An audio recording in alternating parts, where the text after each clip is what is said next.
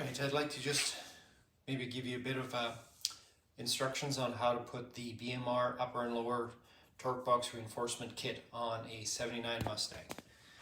If you look here, this is the 79 Mustang upper reinforcement kit with the bolts, supplied hardware that comes with it. And then the rest is the lower reinforcement kit. You've got the two parts here, and then this is a centerpiece that reinforces it across the top, and it's got the bolt kit.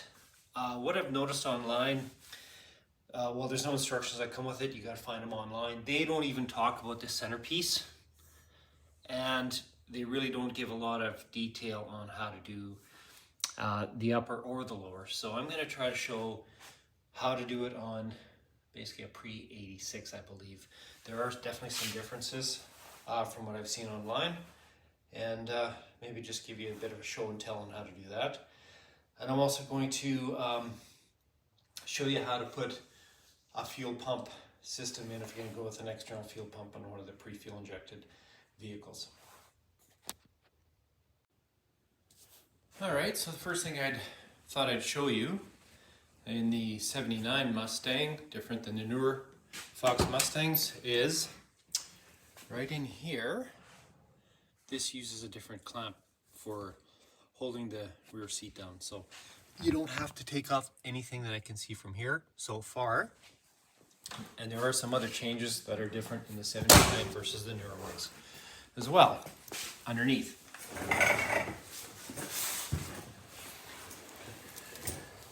Now, in a lot of the instructions, people talk about having to clean up in here for the brake line as well as the pinion snubber. On 79, probably 79 to 85, they didn't have a pinion snubber because they were 7.5 versus an 8.8. I do have an 8.8 inch rear end, but I don't think I have to do as much work. I might have to do something with the brakes here, because when I updated my Mustang from to an 8.8 inch rear end and put rear disc brakes, I did put new lines and get a bunch of stuff to make it fit the 8.8 inch rear end. While we're here, I thought I'd show you. Okay, you can see that I put Maximum Motorsports lower control arms, and I went with the 79 to 04 upper control arms based on Maximum Motorsports recommendations. Seems to work okay. The reason I'm putting the kit in, everything seems to be strong and solid, but when I do take off, it seems to have a little bit of movement on the rear end, so I just want to make sure I'm covered there. While I'm here, I thought I'd maybe show you how I installed my external fuel pump here. What you'll see is you can see that I've got my suction filter, then my pump. I went with a Walbro pump, and then I've got my post filter further up down the system. I got a new fitting welded there, ran the line down here so it's as low as it can. What I did for the plate is I actually welded studs on the gas tank straps, put this on here, measured it all up. It works really well. When you do buy the Walbro pump though, if you buy one for $100, you're not getting a Walbro pump. There's a lot of fake ones out there. I ended up spending, I think it was about $400 for mine in Canada here. And it's nice and quiet, definitely compared to what I had on here before. So when you hear a lot of people complaining about fuel pumps making noise, well, first you want to have a good design like this where you have a reasonably short run near the bottom of the tank and everything down nice and low, and you want to make sure you got a good quality pump. Alright, so to put this upper bolt in on the upper control arm, what I did was I loosened this lower bolt, took this bolt off, and I had to play around with the jack to get it to come off. And then when to put it back on, I had to adjust the jack so that I could get the bolt in. A little bit of a tip and trick that I haven't seen before, but it seemed to work okay. As for taking the shocks off, I took the upper bolt off, and all I did was I just pushed it out of the way so that I can get in here for installation of the arm here.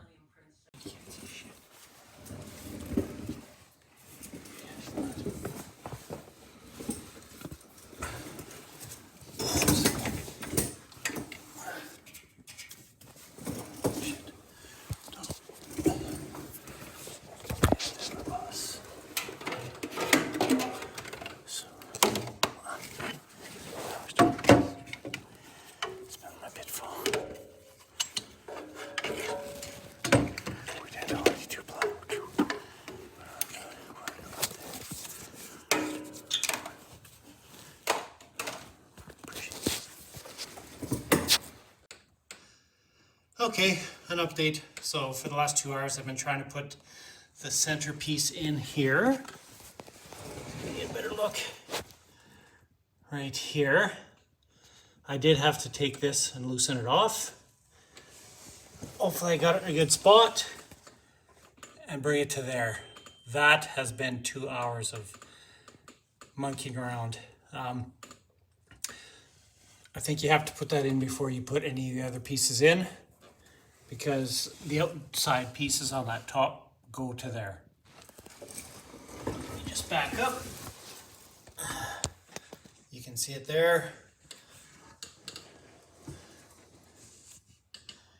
So it looks easy, no instructions on it, but that's what you end up having to do. All right, a bit more of an update.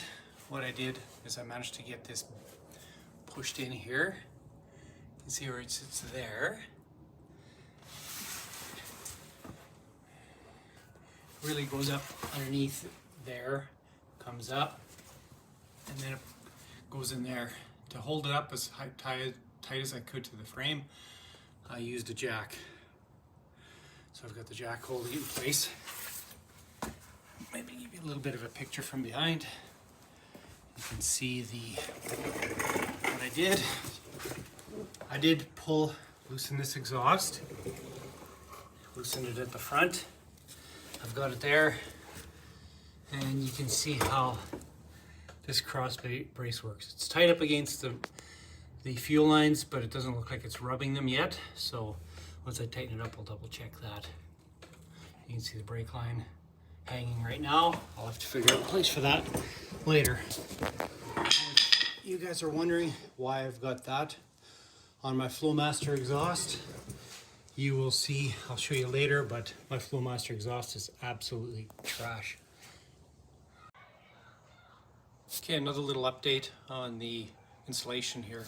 So to install the sleeves, you drill the holes, and then it says you remount the outside holes to put the sleeves in. I was going to ream the inside, took a good look at the instructions, says just to put the outside sleeves, or the outside holes drilled out for the sleeves, and it fits good. So don't do both sides, just the outside. You'll also notice what I did here to be able to drill square, so I had to bend this a little bit. I'll straighten it out when it's all said and done. Hour 4 update. I've got this side in place. Now you can see how tight it is to the frame rail. Goes in there, goes up and tight, which is nice. I haven't put the exhaust back in place yet, or the shock, but it is a tight fit. I'm hoping there's no rubbing, but I'll be playing around with it for a while.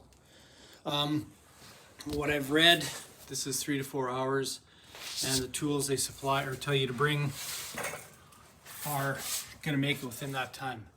What I can tell you is this is actually what I did supply after 4 hours.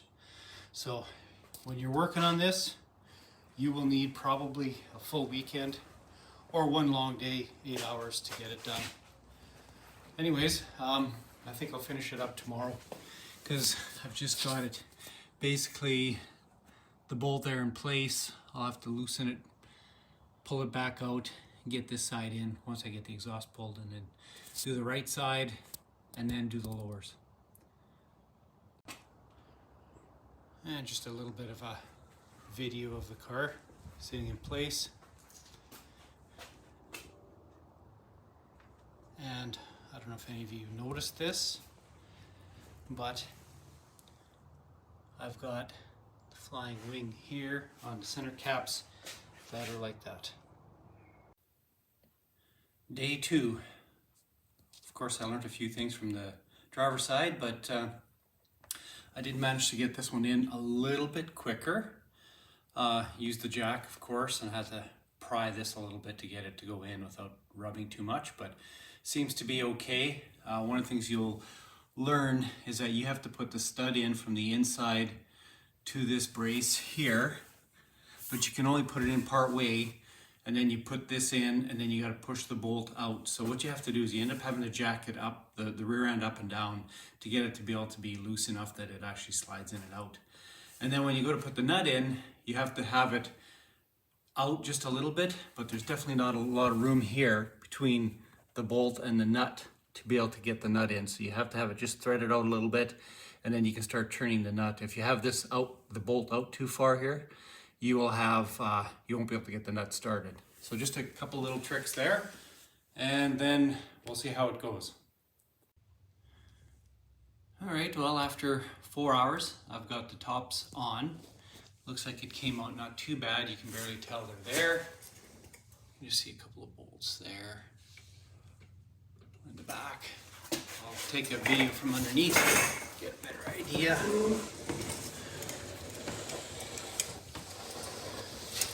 How tight it is. You can see how tight it is to the exhaust. So I had to make sure I had it spaced so that it wasn't going to rub. But it came out not too bad. It's not for the faint of heart, though. I'm not going to lie. It wasn't exactly a walk in the park. I don't think I'm going to do the lowers today. The reason is when I went to do the lowers, the instructions say that I have to take the nut off this side. Looks like the bolt's gone in this way. So the only way to do it is to take these right off. And I can't access the nut because the exhaust is right there. So I'll wait till probably the spring and do the lowers. All right, I thought I'd do a little bit of an update video from underneath. Now that I've got this all back together, you can see my Maximum Motorsport suspension, my box springs, and hopefully you get a little bit better line of sight of how this all works here on the control arms, the uppers, how it goes across. Can't see very well here, but you can see where it ends up, how tight it is here, across, and here. It's going to be very tight up against the exhaust. Hopefully I don't have any issues. You'll notice here I've got some straps on the exhaust. If you look at this exhaust on the muffler, you can see how nice and straight this one is, and why I'm not happy with my Flowmaster exhaust. Here's the passenger side. So I have one heck of a time keeping it on there. It actually ripped the rubbers off. I ended up putting clamps on just to hold it in place. All right, passenger side, kind of the same thing, pretty tight in there. See how tight it is there up against the exhaust. But it came out okay, so I'm pretty happy with the way it came out. We'll see how it works when I get the lowers on, which will be a little bit later. And here's a little bit better video of how I got my fuel pump on. So again, put a plug in there, ran the line, I've got my pre-filter and my fuel pump. You can see a little bit better how I've got the studs in there and how I used an aluminum plate to bolt everything together. It works really well, quite clean and not too noisy, and I haven't had any issues with it since I did this.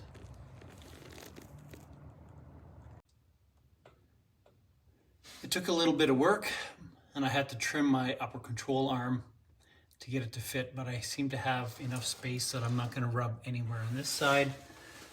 The driver's side I'm okay on, have a little bit of room. I gave it the push test, everything seems to be okay.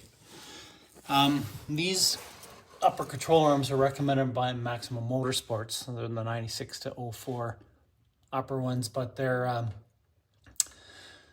they take up a little bit of room here, and I think that's why I'm having some issues. It seemed to be okay until I drove it for about 15-20 minutes. Once the exhaust got warm, it basically started to rub and makes a lot of noise. So I'm pretty sure I've got it done. I'll take it for a spin, and if it's a problem, I'll do some more grinding, but for now I think that's probably okay.